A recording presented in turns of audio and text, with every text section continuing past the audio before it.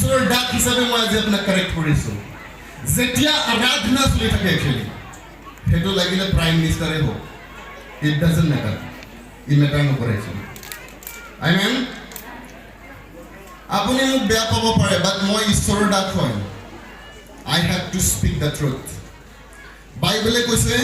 all scripture inspired by God ঈশ্বৰৰ জৰিয়তে inspired হৈছে it's for correction ইয়াত correctionৰ প্ৰয়োজন আছে আমেন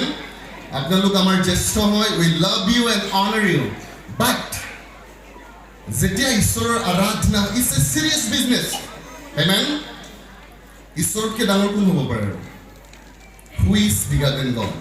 যেতিয়া ৰজাৰ আৰাধনা চলি আছে কোন এমএলএ হৈ আছে actually who is this man ঈশ্বৰৰ আগত we respect them আমি তেওঁলোকক respect কৰোঁ actually but don't make this mistake hallelujah maybe আপোনালোকে বেয়া পাইছে দুখ পাইছে but I'm telling you the truth মই সঁচা কথা কৈ আছোঁ amen আমাৰ ল'ৰা ছোৱালীক আমি শিকাব লাগিব ঈশ্বৰক সন্মান কেনেকৈ কৰিব লাগে actually আজি আমাৰ ল'ৰা ছোৱালীক আমি ঈশ্বৰ দেখুৱাব পৰা নাই actually how should God be respected ঈশ্বৰ কেনেকৈ সন্মানিত হ'ব লাগে আপুনি ইছলামত যাওক actually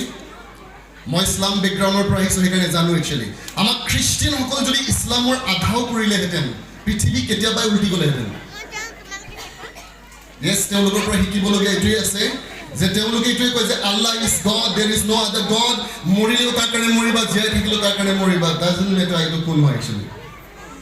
হালেলুয়া গতিকে তেওঁলোকৰ পৰা মোৰ ব্লাডো আছে অকণমান আৰু মই যীশু খ্ৰীষ্টক লগ পাই পেলাই আহিছোঁ মই যীশুক এনে ফ'ল' নকৰোঁ মই তেওঁক লগ পাইছোঁ actually I know him স্বৰ্গদূতবিলাকক by the grace of God মই লগ পাইছোঁ